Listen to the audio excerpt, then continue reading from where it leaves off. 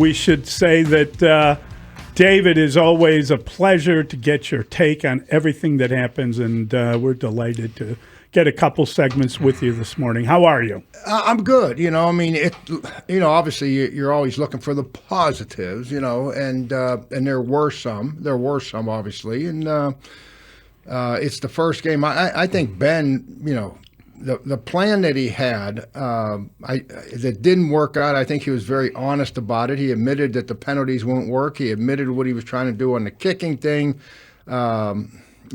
Caleb, I want to go back and watch the two things that stuck in my mind, okay? Number one, those play-action passes. Ben Johnson has played against Brian Flores. Yeah. This is his fourth year. Successfully. Thank you, David. He was 5-1 against the Vikings going into that game. Thank you. Okay, you're just, and I didn't know any of this or paying attention to it, and it doesn't matter because my point is that he's faced this team, so he knows, and every defensive coach, I would change things up a little bit here and there, but the foundation of what you're going to do is the foundation of what you're going to do, okay? So he comes into this game, and Troy said it last night, I got to go back and watch the game again because I cannot believe that these play-action passes, that there weren't guys and there weren't opportunities down the field. And I'm just carrying over to what happened. You keep in mind, Detroit was the second best team run after the catch in the National Football League last year. My point is play action, hit the guy, and he's running for 20 or 30 yards. And that bothered me last night. I got to go back and look at that. It's baffling, Dave, because Caleb Williams has seemingly lost accuracy that he had when he was a college quarterback. He has become more inaccurate with more experience. And he was last night. The accuracy things that you're talking about, the receivers were open and he was missing them. But I think DJ Moore might have been the only guy that showed some yak in that game. He caught a ball. There was a roam play where he got the ball, might have gotten 5 yards, but I'm saying, other than that one play by DJ, Dave is right. Why aren't guys catching the ball? When you I don't think he's hitting him in stride either. No, yes, that's my point. That's exactly it. That's my point about the accuracy. It's not just missing receivers, but it's hitting them in a way they can do some damage. That's the point that I'm making. More so than missing guys. I probably, I'm talking when I close my eyes and I think of Detroit, I see St. Brown running across the field, right? Yes. And didn't we had some of that in the preseason. We did see some of that. But Caleb, in defense of Caleb, I'm sure he went into this game thinking, if I am not 100% sure, I'm going to take the money. I'm going to take the check down. I'm going to keep the chains moving. And that's what he did, So there's a fine line. That's maturity. That's being more comfortable reading defenses. That's being more comfortable in the offense. The other thing, and we can open this up, that bothered me was, and I don't seem to be a run fanatic, but I got fired at jobs because I ran it too much. So I know the running game, okay? And, DeAndre Swift is fantastic when you don't know if it's going to be a run or a pass. When a game starts and it's first down and second he's quarter. He's dynamic and the element of surprise favors him. Yeah. Because the defense is on their heels. But he's not a grinder. Now we're going to run to win. Now we're going to run the ball. That was the most disappointing element of this game. Here's the ball. Get me 2 yards. Thank you. When you line up and you break the huddle and they know you're going to run, Dave, and they're going to try to stop the run. But, Dave, you're right. But, this is September 9th. You could have said the same thing on February 9th. They have not had this for a while. Yeah. It's your birthday. Well, but you have to do, if you want to, what's that old expression, throw the ball to... Throw to score, run to win. Run to win. You got to be able to close out games like that. That was a problem where I think there was one where they handed him the ball, and you're literally like, north-south, what are you doing running east-west? Well, didn't Minnesota hold the ball at the end 6 minutes, 5 minutes, 7 minutes? Their last drive. Oh, they were able to run the ball. They ran the ball because they wore the Bears down somehow, even though the Bears dominated time of possession. Mm-hmm. But you're right about the Vikings when they needed to hold on to the ball and run out the clock. And they did. They did it. They did. So it's and you know what? Hey, in defense of Dennis Allen, though, I thought the defense did good. Let's face it. Our two best defensive players, in my opinion. I'm going to go farther than that. Our three best defensive players: Johnson, Gordon,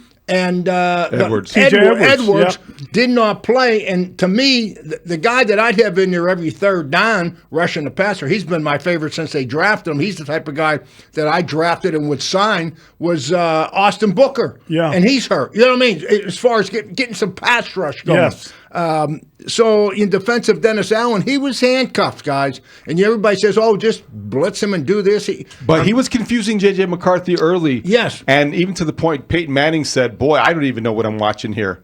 Yeah. So if he's confused, imagine how J.J. McCarthy felt. Yeah, absolutely. And they were playing zones. Both defenses were conservative early. You know, did you notice that? They were up there walking up, and then they were dropping out. They were playing 2 deep. They were playing a 3 deep zone. They were playing quarters on one side, and they were playing 2 deep on the other side. So they did a nice job of not taking chances one-on-one and giving up the big play. Dave, I asked you right before we came on if one of your teams had 12 penalties for 127 yards. I can't imagine that going over very well, and I can't imagine you letting that occur. Well, no. I mean, Coach Shula used to say it. I was with him for like 8 weeks at the Dolphins before we went to the Cowboys. But I heard him say, any penalty is a small penalty. Whether it's a 5 yards offsides. With that thought in mind, the way you solve it, you almost have to treat penalties, guys, like turnovers. By that I mean if it's a repeated offender. If you got one offensive lineman that just keeps jumping off sides, he can't play. He can't play. He's gonna because you go second down or one guy that's always holding. Okay, repeatedly. Oh, you can't play. I mean, 2nd and 20, you got no chance. Okay, and so you address it with the team. But you got to look at it honestly. And I don't know, the holding call on Darnell Wright. I don't know about. I didn't think that was holding. No, that wasn't holding. There was 2 or 3 questionable. Yeah, there was 2 or 3 of those calls that I didn't think really were fouls. There was a pass interference call. That was just a bad call. Bad call. You take those out, and then you look at the pre-snap penalties, the jumping off sides, the roughing the passers. You gotta decide what's real and what's not. You're a defensive coordinator, and your unit really looked good in the first half. But the bottom line is you gave up 21 points in the 4th quarter. Yeah. Besides the injuries, that's not really acceptable if you're a defensive coordinator. How do you address that the next time that you get your group together? Wow, how do you address it? I mean, it's I think number one, someone's obviously getting blocked. You know what I mean? So, right. I mean, that's the first thing you look at and say, is it the scheme? I'm going to say no, it's not the scheme. I mean, at that point in the game, you knew they were going to run the ball. Everybody in the stadium knew that. So give Dennis Allen credit for calling a defense that gives him a chance to stop the run. And now was it misreads by the defense, or were they more physical than us? We shouldn't have been tired. I mean, we had the ball almost 20 plays on offense, more than they did. So our defense was not on the field. Tired. The Bears ran 63 plays. The Vikings 49. Yeah, that's okay. So the Bears defense should not have been tired. No, not at all. So I mean, to me, it was just a matter of guys getting blocked, nobody making a play. You got to get off the block. I mean, the run game is really. When it gets to that point, it's just big man on big man, and had the Bears been here's the thing: you lost the game because you gave up 3 touchdowns in the 4th quarter, so it's hard to blame that on the offense. But while you were giving up those touchdowns, the offense was going 3 and out, and the offense could not run the ball consistently. And when we talked to Ben Johnson before the season started, a week before the season started, he told us that he thought the biggest improvement had been on both sides of the line, on the offensive and defensive line. And the offensive line, now again, they had some penalties, but when you're off schedule and all of a sudden you can't run the ball, guess what? Awful hard to put a game away. Yeah. Yeah, and fourth quarter, this is the Bears. Long field goal, decent field position for them. Punt, then we get touchdown, and then it's the end of the game, And they go touchdown, and then they punt at the end. So you gotta have a kicker that can make a 50-yard field goal in today's NFL. Yeah. Oh, yeah. You've got to. Oh, absolutely. Absolutely. And you got to take the 40-yard field goal when it's off. And you've got to take the points when you can take the points. That's a tough. I mean, the biggest challenge for me in this new analytic era is when that happens. Because we were conservative. There was no question back in the day. That we're kicking the field goal, but we were conservative. I was conservative. I mean, today, and Ben had a lot of success with it, with Dan Campbell obviously making the decisions at Detroit. So I didn't have a problem with that. You got to make it. I mean, heck, the next time he punted the ball once, I think on 4th and 3, 4th and 4. But all right, so take us through from a coach's perspective the last kickoff, 2 minutes 2 seconds left, and the decision. You want to kick it out of the end zone, as we heard. Wow, Ben, he didn't waste any time. No, he didn't. No. He let everybody know that the kicker couldn't do it. If you want to play, beep. He just backed over that there kicker. You go. There's Cairo Santos' bus toss. Then weigh that, Dave, versus the onside kick, and then also the option to maybe kick out of bounds. Yeah, the odds of getting the onside kick. I don't see the onside kick being anything. Now, if the out of bounds kick would make sense if you were kicking into the wind or you didn't believe your kicker could do it, then that would make sense. Okay, let's give him the ball at the 40 and let's line up and play. But let me tell you something about this, okay? And this is not defending Santos, okay? But the second Super Bowl year in Dallas, our kicker in the preseason, Dallas's kicker is a mess. So Jimmy releases him and brings about 6 guys in to work out.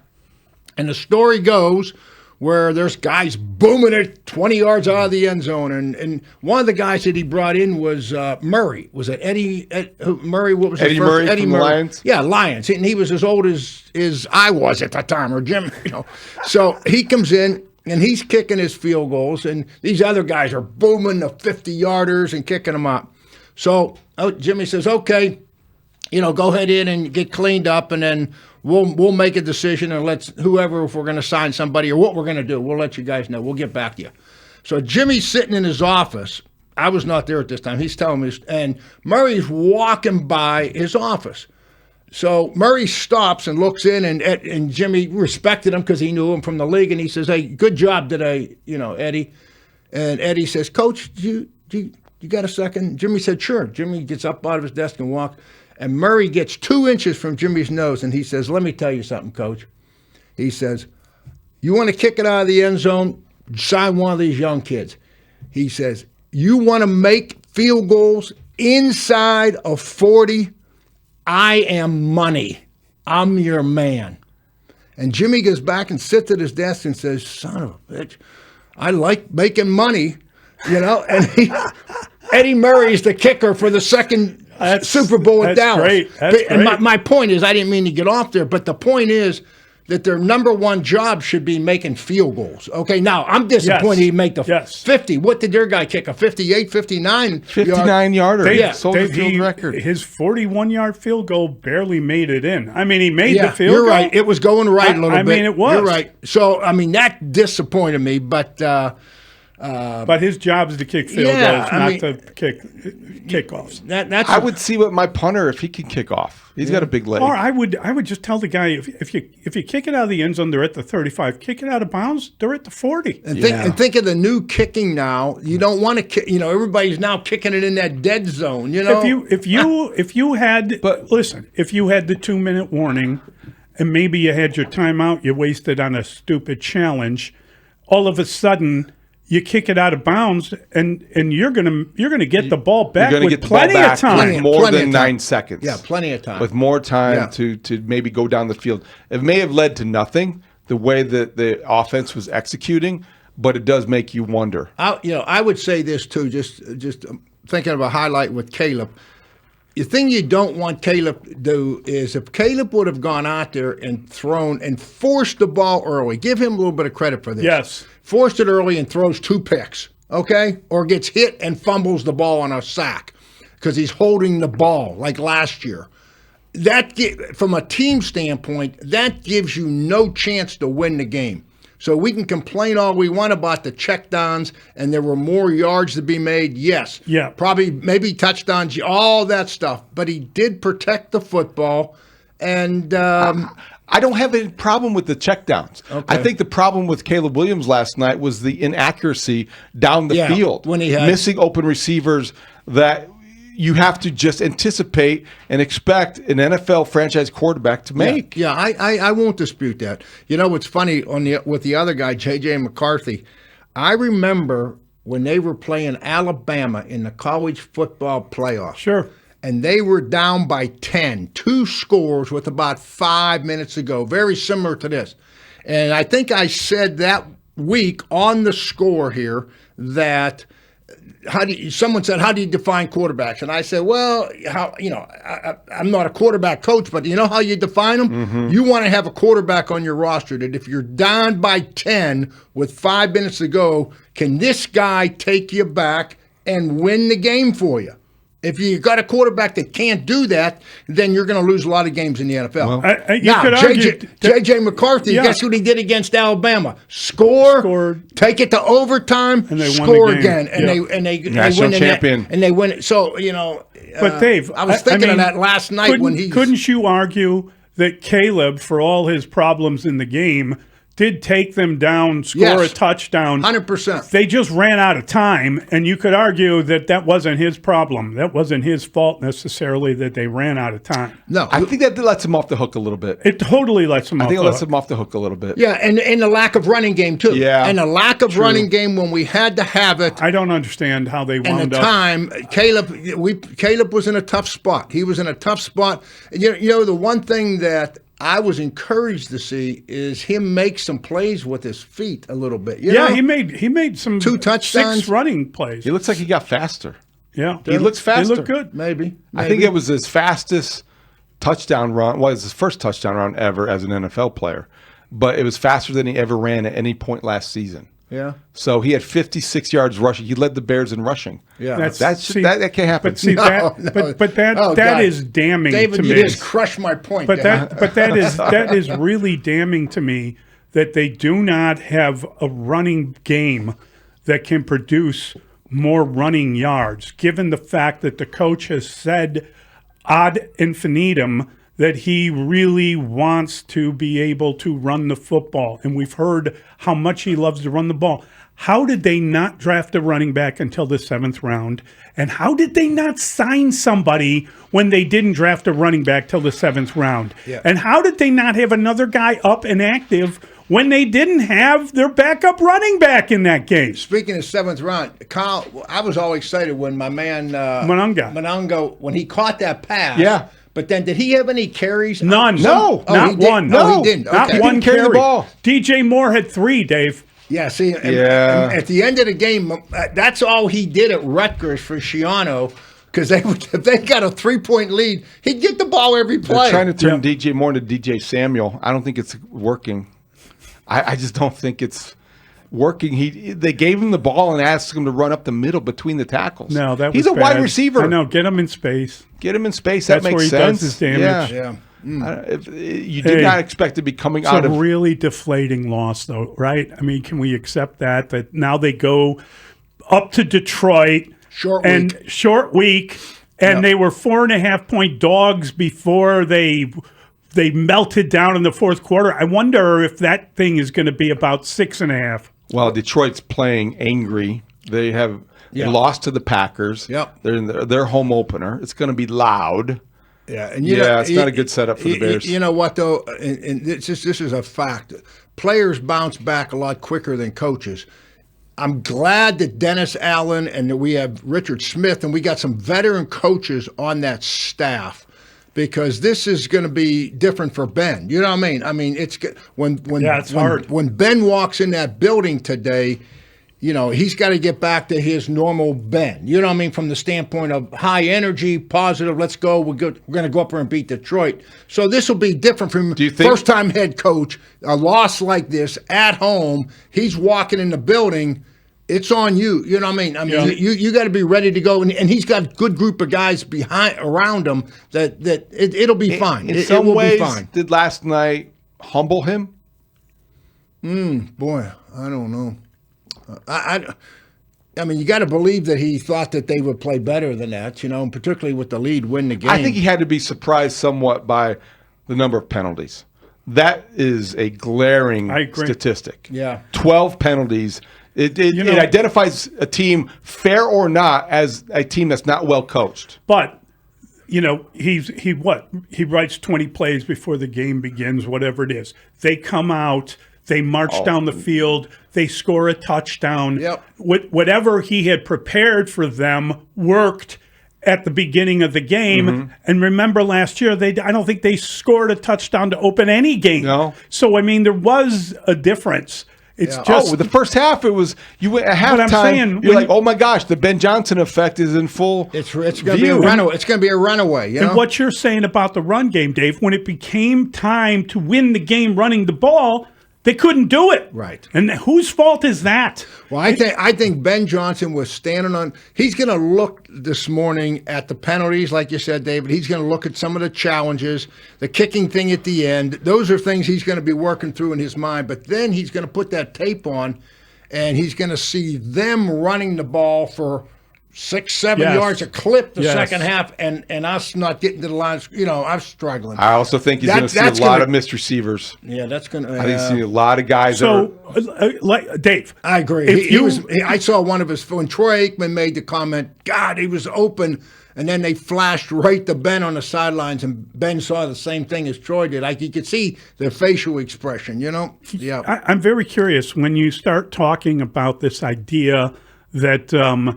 This guy didn't do well or that guy didn't do well. Is there anyone you bench after week one? Is there anybody that you would look at and say it's got to be better? I thought going in that they felt that way about the left tackle, and he ended up having he wasn't the problem. Yeah. Didn't seem to be. No, and in the linebacker, Sewell, I didn't think he was bad at all. I mean, he made a few plays, he got in there for never playing before. In the secondary had all backups, 2 or 3 backups. I don't think you're benching anybody. No, that's my point. Any kickers in town? I agree. Yeah. And I don't think you have the depth to be able to bench anybody. You really don't. Yeah, it's not like you're sitting on anyone that's ready to. There are no running backs going to come in right in and save the day. No. Do you have somebody that would be more effective? Roshan Johnson with plays. He's injured. He's hurt. He's always hurt. Could you pertain Brown? Could you? He's a big don't think we're talking about difference runner. makers I'm there. not. I'm just saying, run the damn ball a little. Yeah, you got to look at your plays, and you got to look at the guys doing it, and try to figure out a little better way. And do you have your best people on the field in those situations? I don't know. I mean, Ben knows more about it than we do. I mean, he's there every day with them. We got 3 different texters calling for Bajent to take over. Yikes! You think I'm going to comment on this? I am just laughing at that idea. More than joking around. Yes. Help. Don't start. Yeah. So Dave Wannstedt says they should. No, you don't want to get that out there. No. Caleb is fine. He was conservative with his play. And I'd rather have him be a little conservative with his play than take chances and lose the game for us. He did not lose the football game for the Bears, guys. I want him to be more accurate, though. I think he's got to be. He was not this inaccurate at USC, and this is something that came up at times last year, and last night it hurt him. How much can you improve accuracy? I don't know. That's a whole other debate. He used to be accurate. He's become inaccurate. How do you improve accuracy? How do you become inaccurate? He wasn't that kind of a quarterback. Yeah. The arm talent still is there. We saw it on the Adunze throw. The different platforms, too. I think accuracy is something you have or don't have. And I think he had it, but it seems to have lost it. Maybe if he had it, he could get it. But other than Josh Allen, there aren't many guys that have become more accurate as time goes on. Yeah. No. So you would like to think that you could get back to that somehow. Oh, boy. All right, Dave. It's a rough one, Dave. Thank you, buddy. Thanks for coming in. Okay, sorry guys. to drag you down. Yeah. No, okay. That's Coach Wannstedt.